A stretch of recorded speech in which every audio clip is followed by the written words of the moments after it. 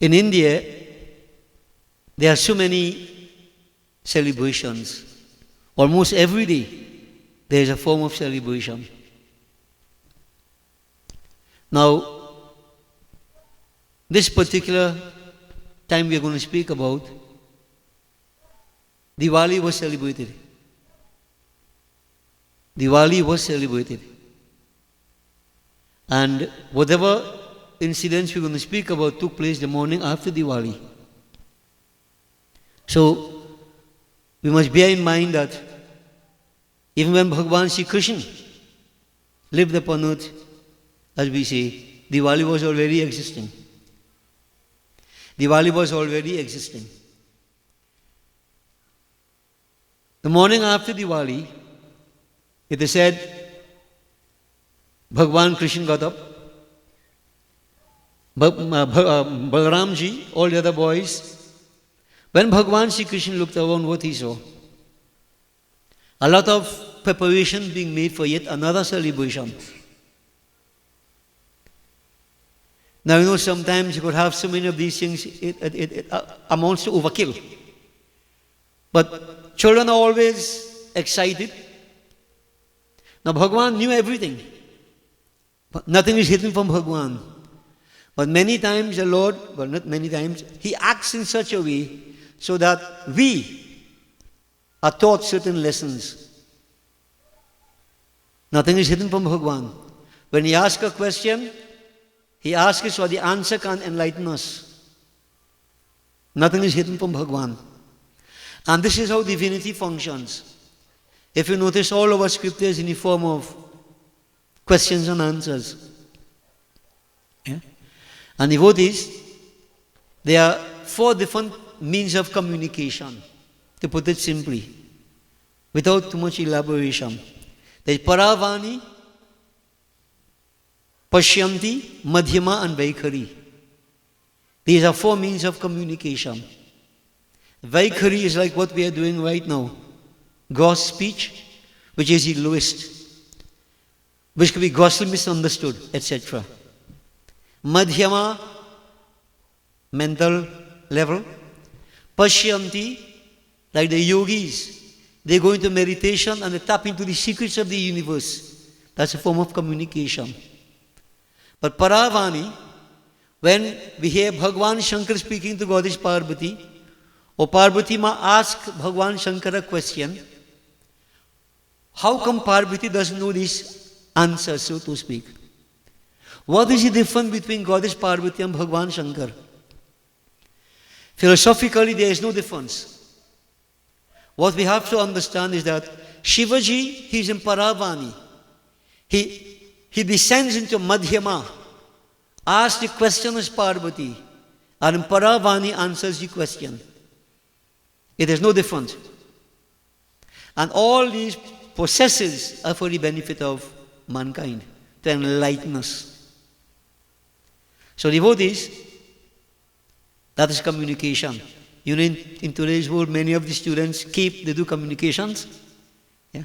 If you study communication from Hindu perspective, what communication again you have to study? Everything is right here. Devotees, Bhagavan Sri Krishna knows everything. Now this morning, they were making preparations to perform Indra Puja. Indra is said to be the god of rain. उसको जानकर समदर्शी श्री भगवान Krishna, he knows everything.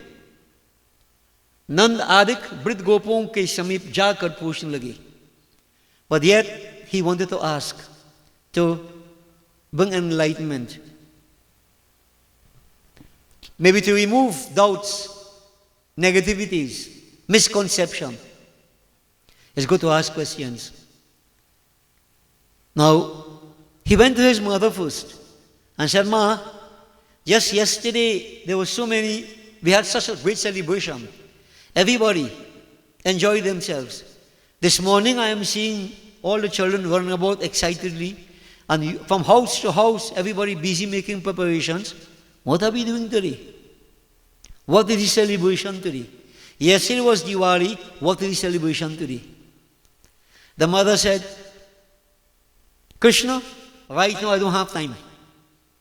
You know, the mothers are very busy cooking the sahina, the kachauri and pakauri and lakauri and making all the different sweetmeats and so on to offer. Well, this was so long time. These days the men also help in many cases. In some cases. Alright. So the men folk, they were sitting, relaxing themselves, talking and so on, waiting. The ladies were making preparation. And you know, we really have to say, blessings, God bless the ladies. Were it not for you, so many things would not be done. So many things would not be done.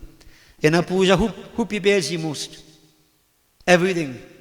Now the ladies, and the fellas walk and drink the coffee and thing. When you put on the dhoti like a three-quarter pound like a floor, and come on along there and play the puja. Yeah. How many of them get involved in preparing for the puja?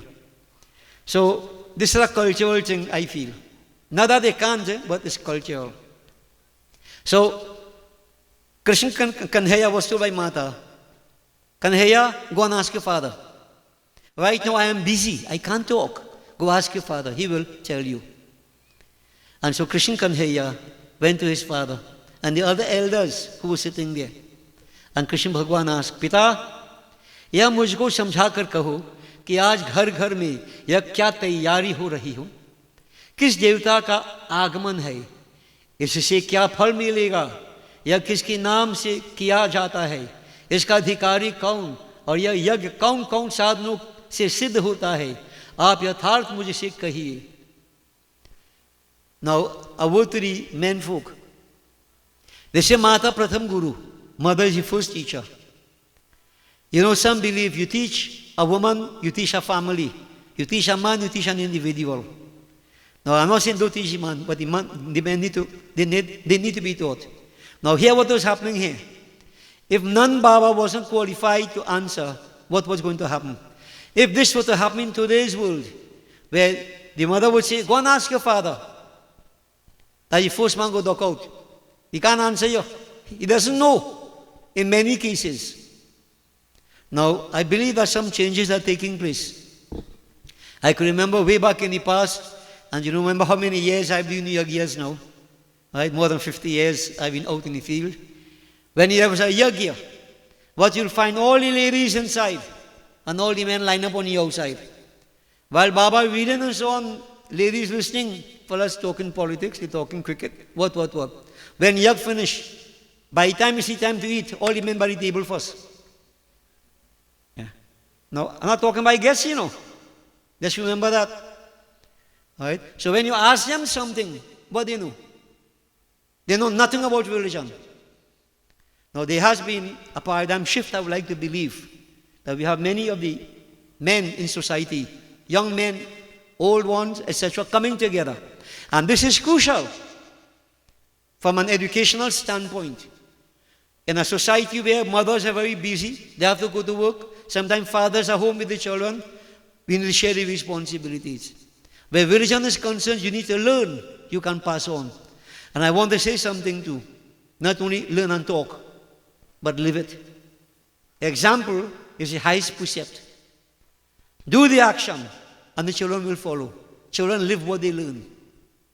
Yeah? So Nand Baba was qualified. Well, to some extent. So let's listen what happened. Bhagwan Krishna went to him and said, Father, what are we having today? Which Devta are we worshipping? What is his name? What fruit accrues out of such a worship? Explain, what are the ingredients that we use? And devotees, I just want to put a simple but very meaningful question. Bhagwan Krishna put to his father. Is this Devta or this practice we are going to carry out today something new? Is it tradition?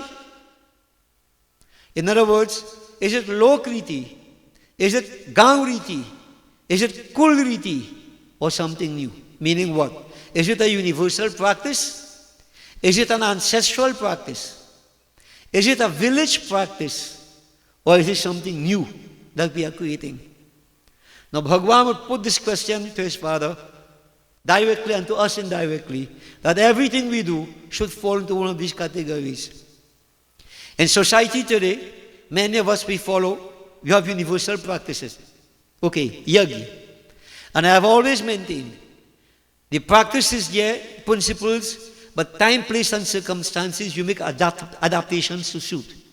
We cannot, and I've shared this over and over, you cannot practice Hinduism in Trinidad as it is practiced in India.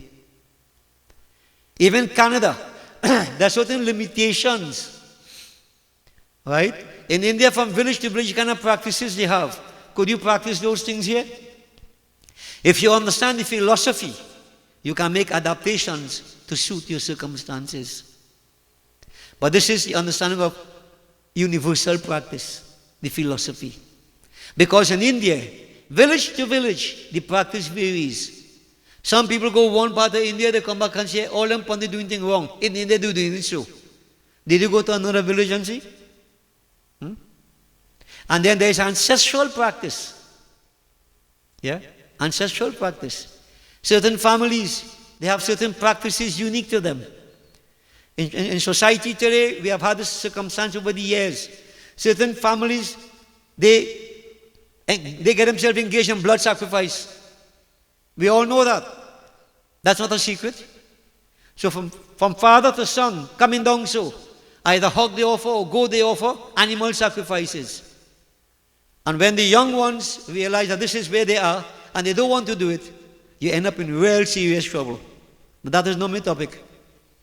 That is not my topic. And many people in society today suffering the consequences because of that. And I'm making a blanket statement. I'm not wrong. I know what I'm saying.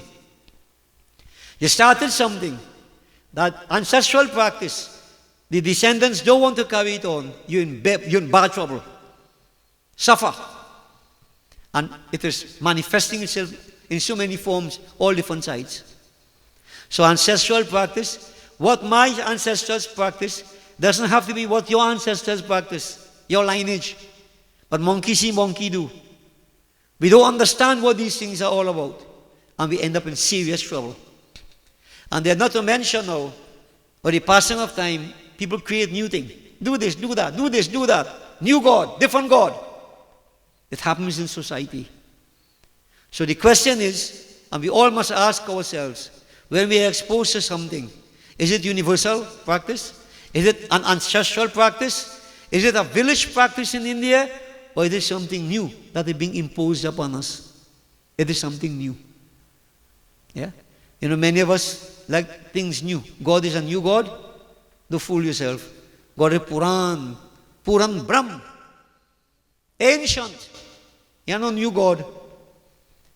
You have to watch carefully what you do. But man creates different things to attract people. Because you know what? Dunya kya hai? Ek tamasha. And the bhajan tells us, Eka din hame bhi jana hai. Kuba maut kar dekh tamashe. Yeah, watch and see. Game, game, game, game. Bigger game, bigger game. Everything is a game. Even religion is a game. You have to watch what you're doing, devotees. So, before you rush blindly into anything, it's always good to ask these questions. And not only that, to keep an open mind. Now, I said I wouldn't speak too much about Hanuman. Hanuman represents the mind principle. Panchmukhi, 5 faces. There are 5 mental planes. Swami Patanjali said, Chiptam murham vikchiptam ekagram nirudham iti chit vibhumayaha. In all of us, there is a raving mind. The mind jumping like monkey all over. So you have to know now whether the mind raving or not. Ask yourself. There is a forgetful mind. You sit down, you could be staring. I have seen this when I taught mathematics so many times in the classroom. Children sit down and watch me. They hardly blinking. You feel they're swallowing everything you say. They hear nothing you saying. Their mind elsewhere. They're like a kite. Flying a kite, tread birds, kite ayo. Yeah? Forgetful mind. Then there's the oscillating mind, which most of us possess. That mind that thinks within 2 points, it thinks within the box. It dares not think outside of the box. Even when you end up in the box, but then you can't think. So this is part of the problem we have. We dare not challenge the status quo. And when somebody like me challenges status quo, people say, how are they getting mad? No. If Columbus didn't challenge the status quo and say the world could be wrong, not flat, all of we still think the world flat. You have to think outside of the box. Don't swallow blindly anything that is pushed down your throats. You don't. Bhagwan is proving that. You don't condemn it until you have proof that it has no real existence. But you don't swallow it either. Verify it. And this is where you have the one-pointed mind. That is the fourth stage. And the high stage, Nirudhaman. You see like a tortoise pulling all its limbs, hard shell on the outside. The Gyanindriyas, the day we can pull in all these senses into the inner cow pen, which is said to be the Sushumna Nari. Hard shell on the outside, totally oblivious to the external surroundings. That is the high state of mind, which focuses only on spirituality, nothing otherwise. Nothing otherwise. So devotees, here we are all taught to think in a certain way. And, we dare not think otherwise. Now, I have gone through this before, Many times in the past when I started to read, my mother said, boy, what are you saying this for? Why are you saying that for? Why this? In other words, she wants you to stay inside the box. But it's a good thing sometimes we harden a little bit. All right? You think outside the box. Many things I have challenged over the years. When I asked people years ago, more than 30-something years ago, when somebody died, why you take down all your curtains? Why you turn over your picture? Why you can't have Ramayana with music? Long time you can't have Ramayana with music, Somebody died, right? Place like somebody really dead. You gotta get 5 old man, come on, song and kill who live into. Yeah. You understand? I challenge all that. Why? Right now when people die, 39 Ramayana with music. And plenty groups commercializing on it. Charging people to go and do Ramayana now. That's a downside. Yeah. But you see, you have to ask why. And from a Hindu perspective, we fear to ask why. We fear to ask why. What I am saying that you have been brought up in a certain way. And some people say, I am orthodox. I am traditional. I don't go this kind of way. So what do you think I am? Some say, I grew up in Sanatana Dharma. What do you think I grew up in? I'm a little boy, I started Pandai since I was 17. And before that, going my father. I am 69 now. I'm not a young man either. I dare challenge this status quo. I dare challenge it. Okay? Because I don't believe in following blindly.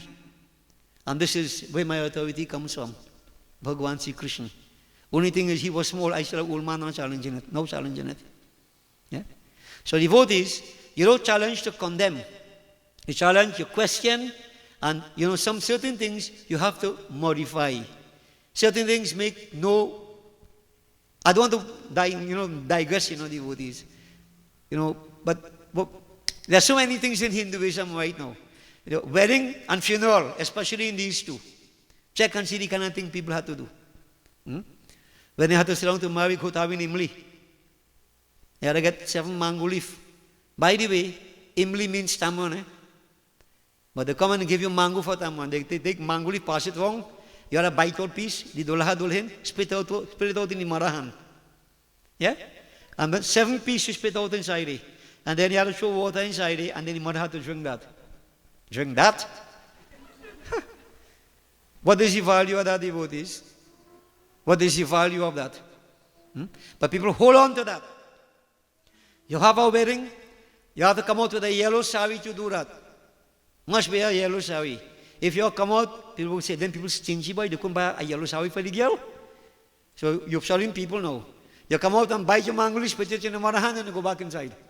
And you take an hour and a half to change, come back, Baba's long, they're frustrated. That, people like that, right? That want to continue. Like tradition. I had a cause to tell somebody upon the other day. I said, why it is sometimes the wedding lasts longer than how the marriage lasts, boy?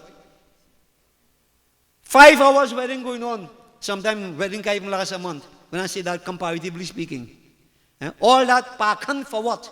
For what? Think. Right? And it's a pundit saying it, If somebody else was still criticizing the religion, I'm not criticizing the religion. I'm trying to preserve certain practices and bring them to a certain level, enhance them. not to follow blindly. Bhagwan Sri Krishna devotees pointing us in that direction. Now, I analyze all those things I talk about first, before I talk about it, I try to, find out the reason for those things. So we didn't do it by guess. Devotees, all these questions were asked, which category this practice falls under. And then the father said, "Oh Krishna, today we are doing Indra Puja." Bhagavan asked, "Who is Indra? Why are we doing Indra Puja?" Then the father said, "Indra is the god of rain. We are cowherders. Yeah? We depend upon the water. When rain falls, grass everywhere, fertility in the soil, we can take care of ourselves. Without rains, we suffer. Famine and drought. So we pray to Indra to shower rain, so success will keep coming to us." So the father had his point from what he understood. Bhagavan Sri Krishna now said, "Father, I beg to differ in opinion." Now, can hear what a child, and these old men in the village talking. And look at the conversation, it's a dialogue. Long time, when you say something, why they shut you up, big people talking. So they shut you up and you stay quiet in a corner and they talk as a shoppiness only. Sometimes from a child, you can get a brilliant idea. Isn't that so? One or two children, devotees shake me up, one or two times. Many years ago, Janamashmi, we celebrated Janamashmi. Jore Paul, a little boy come. Baba, how old Krishna, Bhagavan Krishna is now today? Today's his birthday. I can answer him. Yeah? And this katha I'm going to read, many of us have heard it already. Yeah? My granddaughter, when she was 3 years, I mentioned how Bhagavan Krishna uplifted the mountain, left hand, small finger. He asked me, "Aja, why didn't you use the next finger? Why didn't you use your right hand?" You catch me stupid. Then I started to analyze. The children we have today so smart. They ain't swallowing anything blindly at all. This is one of the reasons why I started over the years to very critically analyze what we are doing and try to find a rationale to justify what we're doing and maybe to make modifications, adaptations based upon time, place, and circumstances. I strongly believe in that. Yeah. Now, Bhagwan Krishna devotees said, "Oh Father, I beg to differ. As far as I know, water evaporates." Now, I don't know if I get the whole thing correct. This is the water cycle, devotees, in Bhagavad Mahapuran.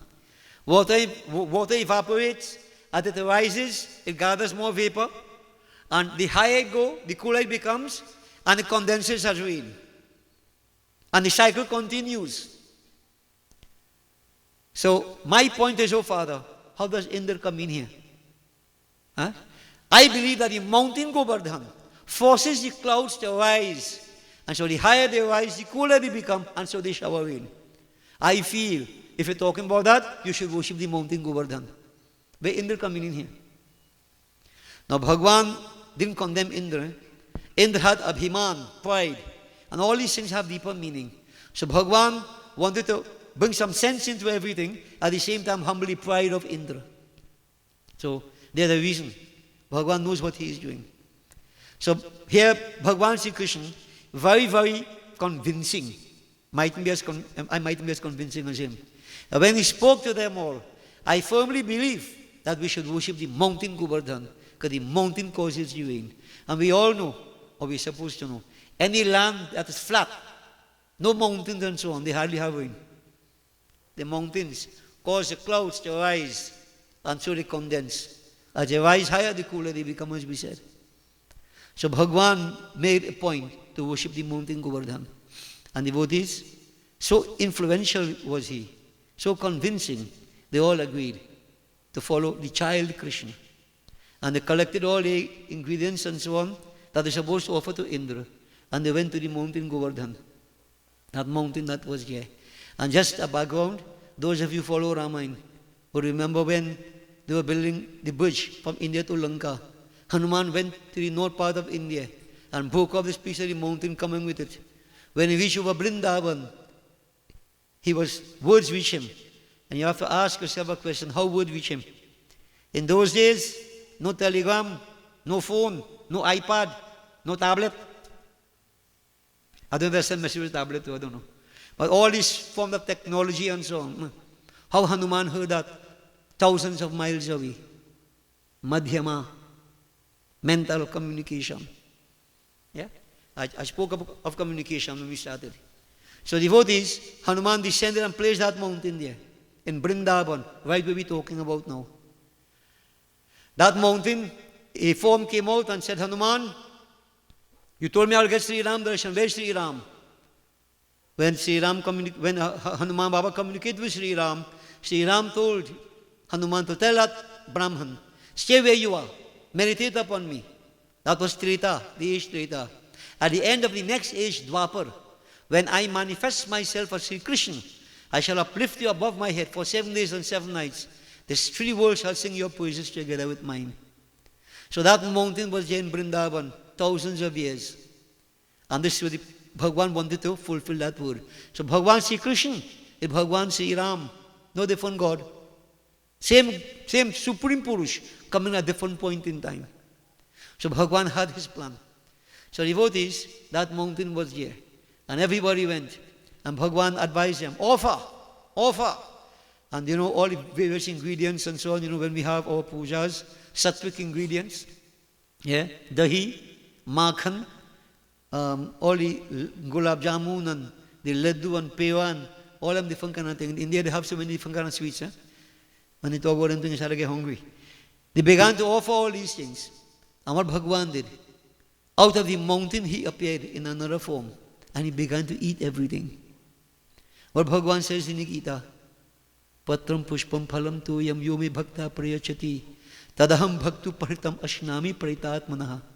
Whosoever offers to me with love, and this is the key, in a disinterested spirit, a flower, a fruit, a drop of water, whatever, I personally partake of that which is offered to me by that devotee of purified intellect.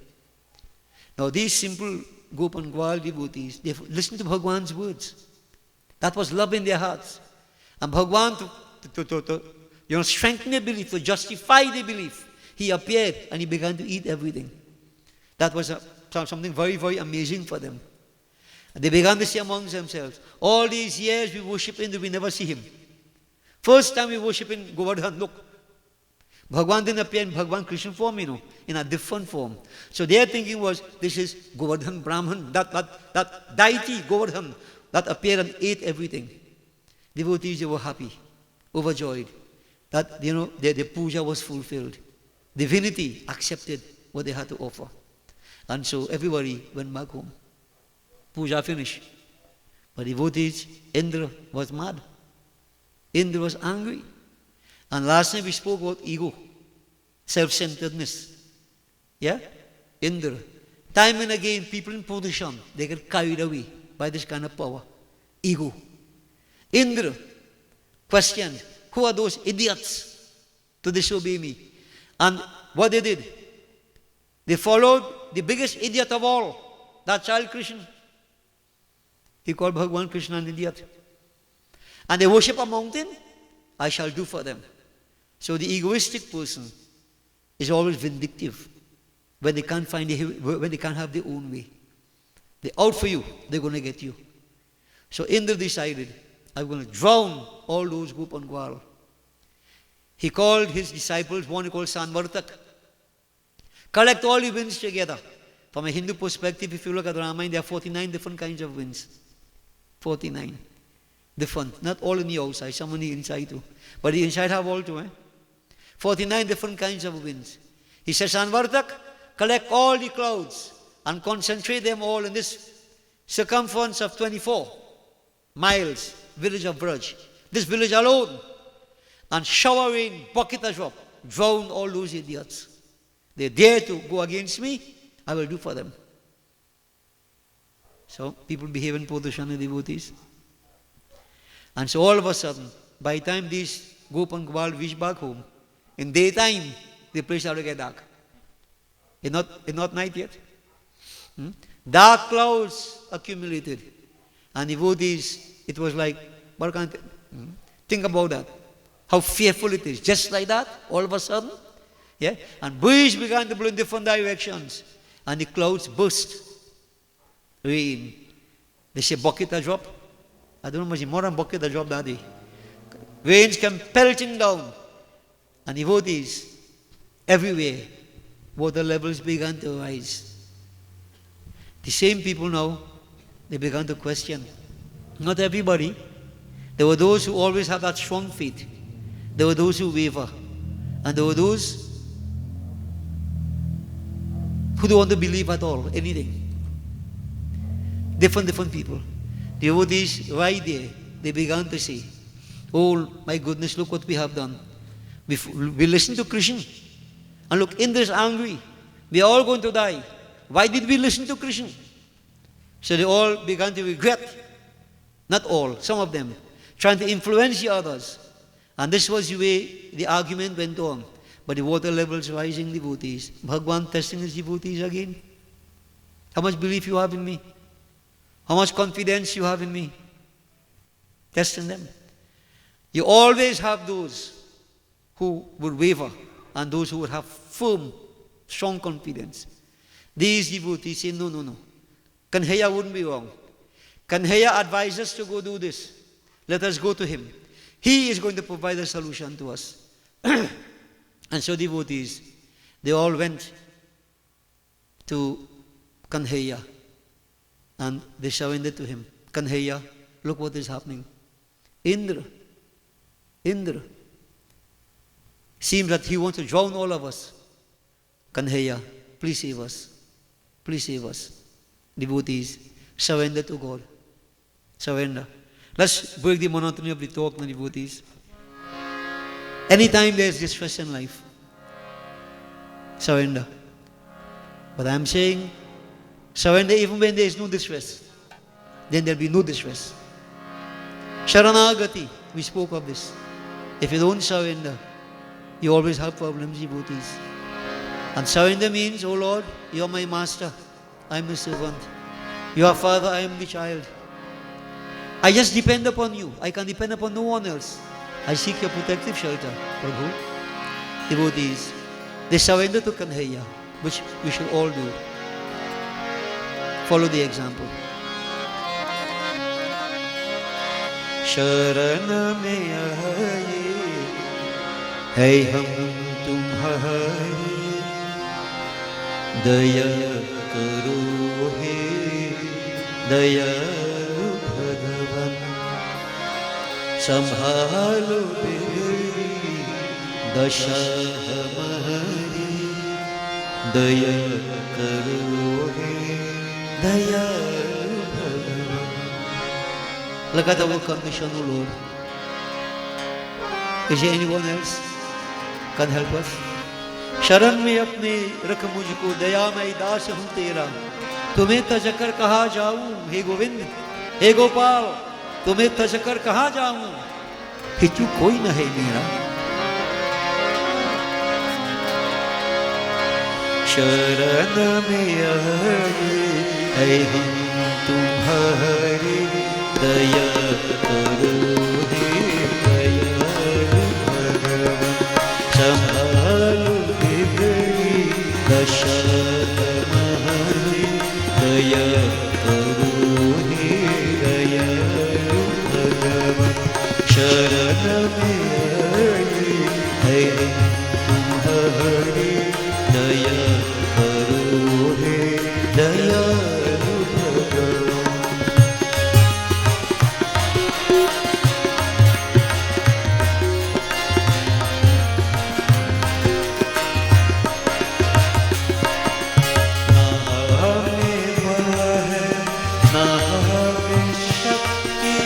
ना हमें साधन, ना हमें भक्ति,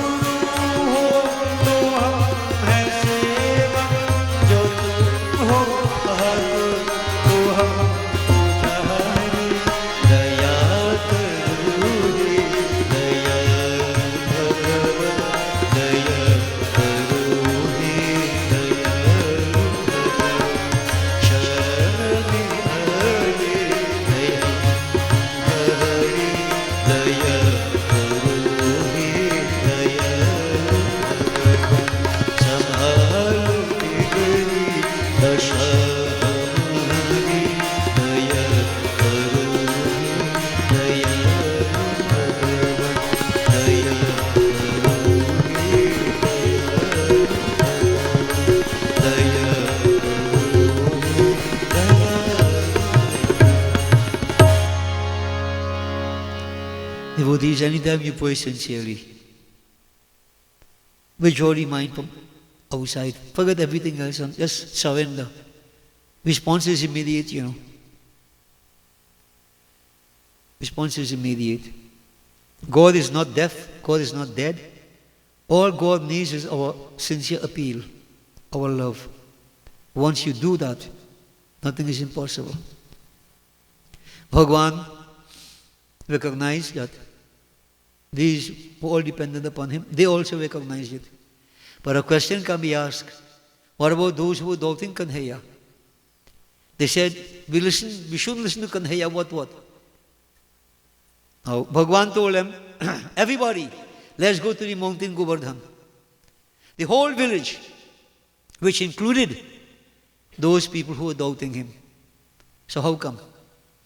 Now, just one point I want to make here to you. There's a point on association. If a good man associates with a wicked person, that wicked company, you know what happens to you? You are classified as such. You become a victim. If a wicked man associates with a good company, what is the resultant karma of that grouping? Resultant karma you have to look at. The resultant karma of a good company is good. So the wicked man in that company also benefits. But the good man in wicked company, the resultant karma is negative. No matter how good you are affected. This is why scripture says, Pratham Bhakti Santankar Sangha. The first stage in any kind of development in life is the right association. Associate with good people, positive people. You have nothing to lose.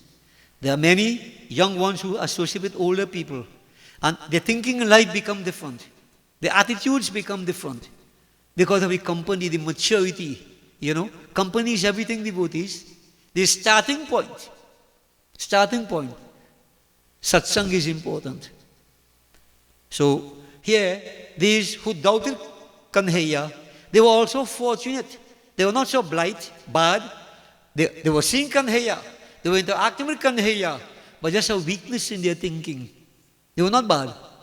So everybody benefited because everybody else in that grouping, they had a confidence in Kanhaiya. No losses. Absolutely no losses. So this is why I'm saying it's always good for young people especially. Seek the right kind of company. Right kind of company. So many times we hear 4:30 in the morning time people going down from Ispeawan. Car one of the road, man dead. Now, I don't talk too much about these kind of things, but how many times have you ever heard that, going from yag, from puja, from temple, anything bad really happens? So, think. Though in this age, Kali Yuga, they say people doing puja and thing too, and thing happening. And recently there was a case of where puja, and somebody got shot while the puja was going on, and the pandit too. I just have a question. What puja they doing 11:30 in the night? Was 11:30 in the night, 11:30 p.m. What kind of puja that was? Well, I don't know. I really don't know. No comments again otherwise. Yeah. So you see the wise feet over Kanhaiya. Universal practice, ancestral practice, village practice, or something new. Naya. Again, naya, you get bia, you get. It's happened. Yeah. I don't know what you're doing, devotees. So devotees, Bhagavan Sri Krishna took them to this mountain and said, everybody, what I'm going to do to fulfill his word to Govardhan, left hand ring finger, Mai hu, mystical word. Soham, aham. Even Christian theology, Christ said, I am the I am. Many times I've asked quite a few Christians what that means. What is I am the I am? What is I am? Pure subjectivity. Aham. What am I? Aham Brahmasmi. I am one with the divine. Right? All theologies have this devotee, but some won't understand it different. Right? So the mystical source of all power, pure subjectivity. Aham, I am. What am I? Nothing. No object. Because if you put an object, there's duality. All this is Vedanta, This is philosophy. Right? So when you say aham, Aham Brahmasmi, I am Brahm. Now that still indicates a duality, but Brahm is here and I am here, and I'm trying to identify with him. Until we come to the point, Aham. Aham what? Aham, I am. I am. Pure subjectivity. Yeah? And devotees, this thing about duality, and so we have to understand, right? When there's a subject and an object, then there's a verb. Right? Now, this is not a classroom, but I mean, we do some English all over. English is a foreign language for many of us. Yeah? We do Spanish and English and French as foreign language. And Trinidadian is the local language. Yeah. So devotees, if there's a subject and an object, there's a verb. Verb implies a doing thing. It's a doing word. And doing, follow my line of reasoning. Doing implies action. And action with a sense of motive binds us. You understand where we trouble coming from? Duality. I hate this. I love this. I want this. I don't want that. I and that. I and this. And the verb in between. That informs my actions. And of course, the ego is in it. So, what is going to happen? Must suffer. Karma comes back. So, devotees, all these little terms we use, these Mahavakyas of the Vedas, we have to understand them carefully. They represent a journey. But the ultimate is, that Bhagavan said, Mai hu, I am, that is Hindi, Aham, I am. Mystical word, source of all power, infinite, nothing to compare with that. What else again is there? Except pure subjectivity. Brahm. So that powerful word picked up the mountain, held it above his head, and told everybody, come underneath the mountain. And everybody went under that mountain, devotees, sitting there, and all the old fellas and them, some of them can't walk good, but they had the stick and thing. And they hold the stick and choking up the mountain, trying to help Krishna Bhagavan hold up the mountain with a stick. Anybody could do that? But it's not the physical thing, no? It's the attitude. Attitude. No laziness. Our Guru Vasishtha said, two factors, laziness and stupidity, prevent us from achieving anything in life, especially spiritual success. So in devotions, no laziness. This was their way of wanting to help. Bhagavan was so grateful to Kanhaiya. And devotees, as we all know, for 7 days and 7 nights, rains, thunder, lightning. But for 7 days and 7 nights, all these here were underneath this mountain of Bhagavan Sri Krishna standing there. And he looked at them with a compassionate gaze. And nobody was hungry. Nobody was thirsty. I wish I had a power. I would work it on some order here. Nobody was sleepy. I would have worked that power and all you do. Yeah. So devotees, nobody. But they were all sustained by Bhagavan, who is the source of sustenance, who is self-sustained. He needs nothing. Yeah? And devotees, at the end of 7 days, then Indra told Sanvartak, all right, clap. But they want to know if there were all these corpses floating about everywhere. This is what you expected to see. Cows floating, human beings floating. But when 7 days everything cleared up, Bhagavan Sri Krishna told everybody. But what he did, he Sanchak Gadaparam. On his right hand finger, Lord Vishnu, he has this Sudarshan Chakra. He released it. And in the twinkle of an eye, it went right around and it absorbed all the water. Place became dry as before. Now, a long time when we talk about this thing, people say, "Wee, what?" Now, devotees, right now in cricket, in international cricket, when rain falls and thing, and they have a water hog, how do you call it? They have a kind of machine that pass and soak up all the water, dry the place, they could go back and play cricket. Right? Modern technology. Look at the concept from ever since. Hindus would laugh at this. Our own people. When we spoke about that bridge from India to Lanka, people laugh. Kyak, kyak, kyak, kyak, kyak. Our own people, I could tell you. Right? What kind of bridge that? Rock floating in water. Eh?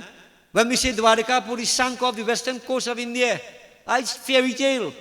When NASA scanned India, the bridge is underneath the ocean.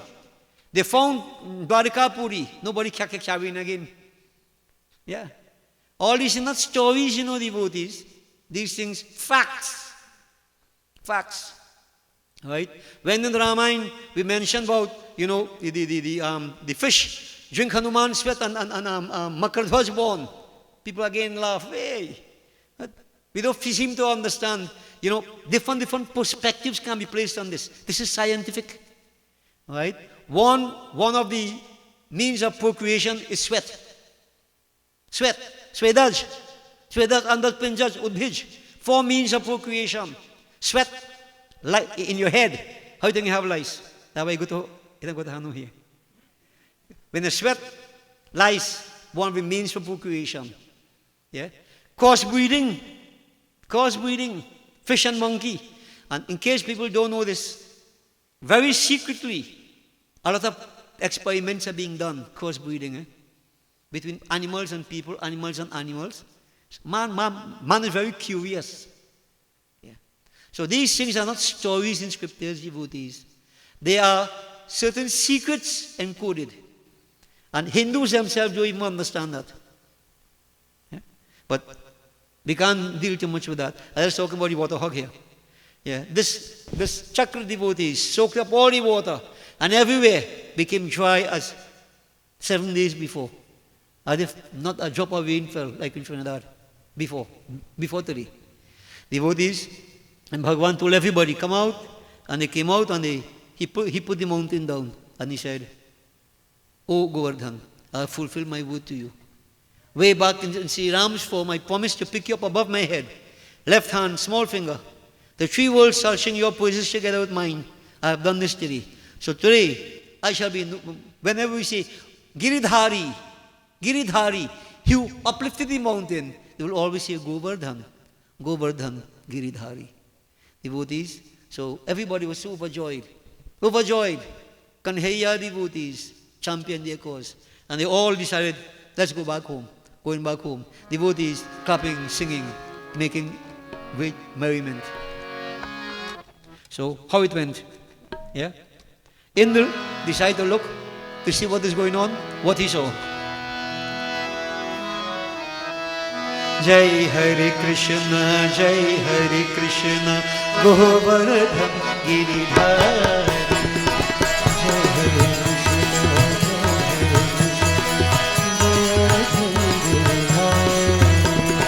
Jai Hare Krishna, Govardhan Giridhari.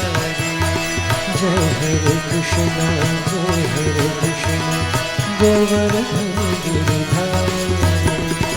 Radha Mohan Radha Jeevan, Radha Mohan Radha Jeevan, Radha Mohan Radha Jeevan, Radha Mohan Radha Jeevan. Mangal Kunja Bihari, Mangal Kunja Bihari, Mangal Kunja Bihari, Mangal Kunja Bihari.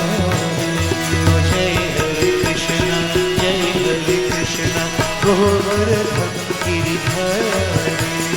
Jai Hare Krishna, Govardhan Giridhari. Radha Mohan Radha Jeevan, Radha Mohan Radha Jeevan, Radha Mohan Radha Jeevan, Radha Mohan Radha Jeevan. Mangal Kunja Bihari, Mangal Kunja Bihari, Mangal Kunja Bihari, Mangal Kunja Bihari, Mangal Kunja Bihari, Mangal Kunja Bihari. This was what met the eyes of Indra. Clapping, singing, dancing, merriment, no corpse floating. Nope, just joy, ecstasy, and kanhaiya in front, dancing with everybody. Indra was puzzled. Who is this? Who could withstand what I put up, all this pressure I put upon them? Who could withstand that? This is the Supreme. Supreme. Indra realized that, he made a terrible mistake. And realization is one thing. Doing something about it is something else. So to realize you make a mistake, you must do something to correct it. So Indra devotees, Bhagavan knew everything. in a very secluded spot, while the others clapping and singing and dancing, Indra appeared before Bhagwan, and Indra, devotees, overpowered. He understood that this is the Supreme Purush. He recognized this Krishna, the child of Krishna, as the Supreme. He bowed down before him, begged forgiveness, and he praised him.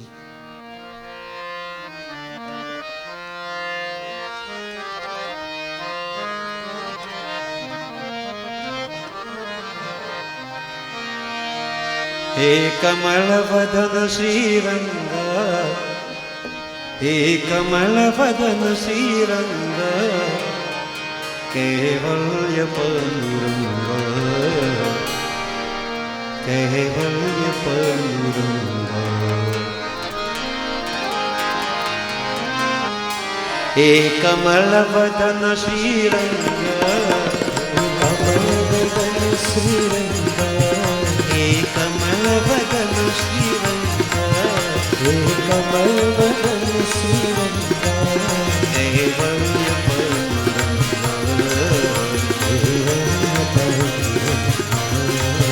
Kevalya Panduranga,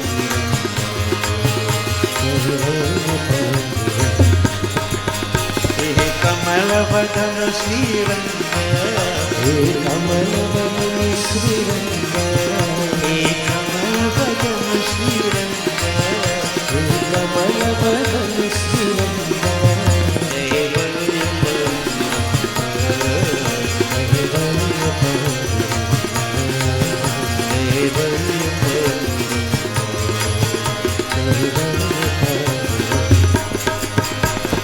Shama Gopala Ghana Ghana Leela, Shama Gopala Ghana Ghana Leela, Shama Gopala Ghana Ghana Leela, Shama Gopala Ghana Ghana Leela, Kutila Kuntala Tribhuvana Bala, Kutila Kuntala Tribhuvana Bala, Kutila Kuntala Tribhuvana Bala, Kutila Kuntala Tribhuvana Bala. Brahma Vishnu Maheshwara Rupa, Brahma Vishnu Maheshwara Rupa, Brahma Vishnu Maheshwara Rupa, Brahma Vishnu Maheshwara Rupa, Brahma Vishnu Maheshwara Rupa, Brahma Vishnu Maheshwara Rupa, Brahma Vishnu Maheshwara Rupa, Brahma Vishnu Maheshwara Rupa, Maya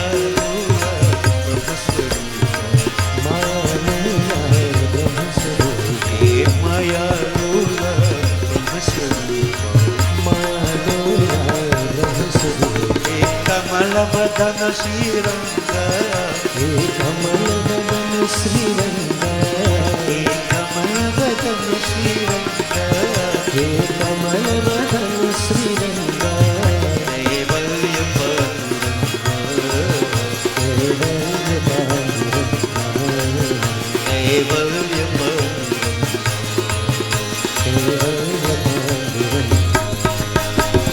Shama Gopala Ghana Ghana Leela, Shama Gopala Ghana Ghana Leela, Shama Gopala Ghana Ghana Leela, Kutila Kuntala Tribhuvana Bala, Kutila Kuntala Tribhuvana Bala, Kutila Kuntala Tribhuvana Bala, Kutila Kuntala Tribhuvana Bala. Brahma Vishnu Maheshwara Rupa, Brahma Vishnu Maheshwara Rupa, Brahma Vishnu Maheshwara Rupa, Brahma Vishnu Maheshwara Rupa, Brahma Vishnu Maheshwara Rupa, Brahma Vishnu Maheshwara Rupa, Brahma Vishnu Maheshwara Rupa, Brahma Vishnu Maheshwara Rupa, Maheshwara Rupa, Maheshwara Rupa, Maheshwara Rupa, Maheshwara Rupa, Maheshwara Rupa, Maheshwara Rupa, Maheshwara Rupa, Brahma Vishnu Maheshwara Rupa, Brahma Vishnu Maheshwara Rupa, Maya Rula Brahmaswarupa, Maya Rula Brahmaswarupa.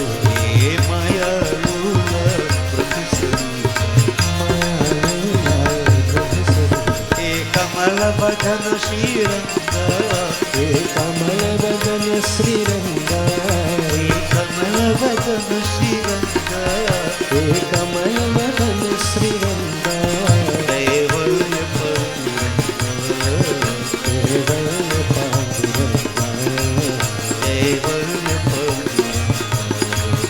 केवल Panduranga. Indra devotees praise Bhagwan. Bhagwan cautioned him.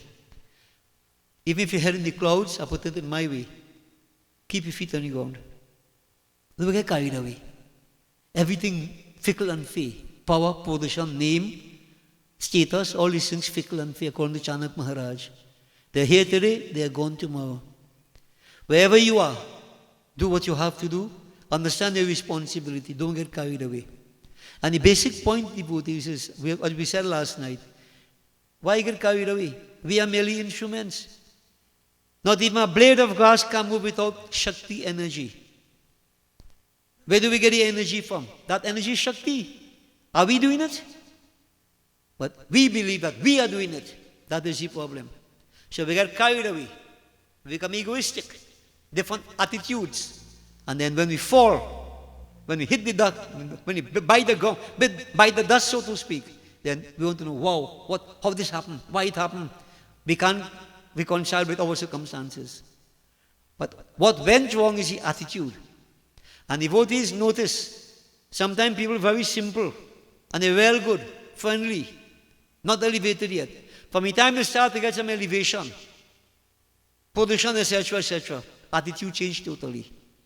You can't talk to them again. They get too big. In their own head, they become confused. In a different kind of world they live. And when I have to get out of that one day, come back down to earth, it's a very painful experience. Always keep down to the ground. Simple. Keep it there. Simple. Simplicity is the key. Don't get carried away. Devotees, I can tell you about some of these things, Years ago, when people would see me, sometimes say, Pandit, how are you? Pandit, how are you? Like this in God. Yeah. At that time, you're young and you feel. I could tell what somebody Pandits go through right now, but I could tell them also, calm yourself down. All are fickle and fit. Today they run after you, tomorrow they run behind somebody else. All is for a time only. That's not the reality. Don't fall victim to that. You see what we're doing? Get into the reality, divinity itself. Don't get carried away. So a lot of things can be said about that devotee, but many people fall in life because of this kind of attitude. Right? Indra was cautioned. You're there to serve. Do what you have to do conscientiously. Don't get carried away. And so Indra devotees bowed before Bhagwan Krishna, and he went back to his respective abode. And in the village of Vraj, dancing merriment went on as usual. I will leave it there. Bhagwan fulfilled his wish, his vow to Govardhan. And here he championed the cause of the Gop and Gwal. But devotees, many times in Bhagavad and so on, we do Govardhan Puja and thing. And everybody go with the milk and thing, and they make a Govardhan, and they say the rice go up nice, the Govardhan looking nice, they show the milk and show and that finish. So what? What does it mean? I've always said that all these rituals we do, they have to have some deeper meaning. And this is what I want to put to you now when we do Govardhan Puja, what happens? Very simply. Now devotees, in India they say, a guide once told me, he said, in Satyug, this mountain was very, very tall. And every 100 years, the mountain shrinking by a few inches. And they say in Kali Yuga, well, I went in India trying to see Govardhan. We went Govardhan, Vrindavan. I was still looking for the mountain. Yeah? We take the tuk-tuk and we tuk-tuk right around. Right? Watching for a mountain, you're seeing no mountain. You see some stone and thing all about, the mountain nearly flat. But people still go there, they believe. Now devotees, this is why I keep saying, we have to internalize all these things. You see, with the passing of time, every evidence, well, I shouldn't say that, right? But, a lot of factors point to, this simple fact, that a lot of things that we call, these experiences we have, these experiences could really be from out of space. When we speak of holographic projection, When they say the Devatas, they shine. You can't touch them.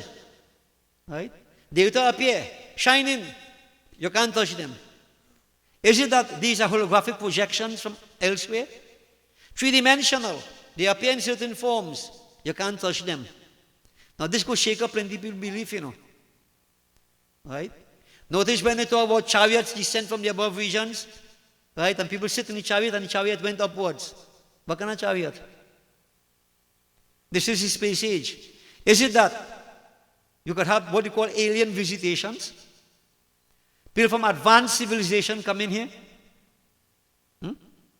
It's not impossible, Now, if you hold on to this thing, that the Devata appear and the Devata disappear and what, you go shake up on, like, when years ago people say, man can't reach to the moon.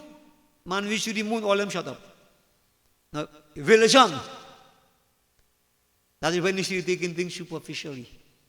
That is why everything we do here, I am saying, let's take it metaphysically, philosophically.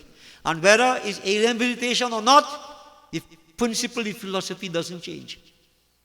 So devotees, all these things talking about man, different mountain, what, all these things have meaning. So to put it in context, that mountain symbolizes what we call yoga. Yogic advancement, mental advancement. In such yoga, the mountain was very, very high. With the passing of time, yoga started to become bhog. And in Kali Yuga, it become rog. All understand what I'm saying? The mountain gone dead. People call it yoga. Yoga for good living. Yoga for scoliosis. Yoga for health. Yoga for this. Nobody talking about yoga for liberation, And what is yoga? The union of the soul with the super soul. Yeah? So this yoga has become, if you look at the 4th chapter of the Gita, I think it is, Bhagavan said, "O Arjun, this yoga which I'm going to put to you, it existed in the past, but it became lost. But I am now bringing it back to you." What yoga he was talking about, devotees? What yoga? I refer to this karma yoga. Karma is here, but yoga is not here. Because karma is done with a sense of doership. Everybody wants something. But the yoga, the real, what you're supposed to want, to elevate, to become one with the Lord, you don't want that. So the yoga has gone out of karma. So there's no karma yoga. Bhagavan brought it back. Act without a sense of doership. You're entitled to the action, but not to the fruits thereof. All these things have meaning. So devotees, this is the mountain of yoga. And in Kali Yuga, it is almost non-existent. When Bhagavan picked up that mountain, lifted up above, Indriya, the senses, the water is all about the water of sensuality. What happens to us in time and time again, we are buffeted by the waters of sensuality. The senses are carried away, like Indra was carried away. The mountain of mental advancement is sinking. What we need to do? Uplift it. And devotees, left hand, so I always give some homework, have my answer. Left side, control, well, which part of the brain, which side of the brain control left side, which side controls right side? And what it is? Aesthetic, practicality, analyze you. Left hand. Each finger, devotees, represents something. The thumb represents Brahm. Index finger represents Jeev, individual soul. Middle finger represents Sattvic Prakriti. Ring finger Rajas and small finger Tamas. Tamas Prakriti, people are assumed to be lethargic, lazy. You have 3 different ways you can look at these 3 gunas. Spiritual being, Bhurvasva. Spiritual being, ethical being, psychological being. Devotees, when Bhagavan says Shiva is tamas, what tamas symbolizes here? Non-differentiation, not laziness. Non-differentiation. Kumkaran, he represents tamas prakriti, sleeping day and night. Yeah? Sumitra, tamas prakriti, non-participatory. You see? So it all depends upon what you're talking about, what level you're talking about. Bhur, Bhasva, what are you talking about? The body itself, we have 3 bodies. Everything exists inside. You see? So devotees, when Bhagavan Krishna pick it up, it means on that platform of non-differentiation, stability, not moving. not roaming all about. A rolling stone gathers no moss. You have to stabilize. You have to lift the mountain of mental advancement, that yoga. And when you can do that, what happens? You defeat Indra. You defeat Indra. The water of sensuality dissipate. Bhagavan causes it to dissipate. And you are free from bondage. Then you go to well-brudge, ecstasy, Vrindavan. You dance with Kanhaiya. In other words, what we are saying, when you perform Govardhan Puja, you're not just throwing some milk on top the mountain you make there. Yeah? It is trying through a ritualistic way to lift the mountain of yoga inside of you, inside of each of us. Lift our level of understanding. Don't stay the gross base part of it. And devotees, time and again, you need to stabilize. Dhriti, firmness, right? Consistency. Stay in one place, you have to go inside. The journey is inward. You have to uplift the inner mountain. We all have to uplift the inner mountain, the mountain of yoga. When you read this katha, you listen to this katha, you perform the puja, if you understand what you're doing, then devotees, this is what you're doing. You get to a different level of understanding. The yoga enters. It lifts your consciousness, if you take it in the right way. So as I mentioned previously, all these kathas have power. So reading this katha brings that power with us. Okay? So this katha devotee, so many points in it. But here, this relates to the individual, every single person. We have to try to worship Krishna Bhagavan, whether Krishna Bhagavan, whether Sri Ram, Ek Brahm. Right? You have to lift spirituality, lifts the mountain of mental advancement, puts it on a firm basis, stability, unwaveringly. And when you can do that, that is how now you will defeat all the indriyas, all the water of sensuality, all the distractions of the external world that everybody bombarded by day and night. You sit down to pray, everything bombarding you. Think about it. Think about it. You hear something, air's gone so. You see something, eye gone so. You're smelling the chonky in the pot, it's a good thing the French cook from early. You're smelling it, you start to get hungry. All the senses gone. You're not praying? Are you praying? All these things you have to understand. You have to shut out all these things. And that has to happen when the mountain of yoga is uplifted out of the waters of sensuality. So devotees, if I don't think I can put this simpler than this, right, to my mind, but if you could try to understand what I am saying, and we are all caught up in this situation, everybody, time and again, we are caught up in this, yeah. But if that mountain is uplifted, you see things in reality. That ecstasy comes, as I said. The dance in Vrindavan. Dance. Dekho Vrindavan ki kunja meri nache Nand Kumar. Dancing all about. That ecstasy with Kanhaiya. It's only then you can experience it. If that mountain sink, you're drawn all the way. Yeah? So devotees, this is the inner meaning of the katha. And I'm saying it because you have to decide on your own whether you're going to make that effort to lift this mountain of yoga. Remember, the mountain.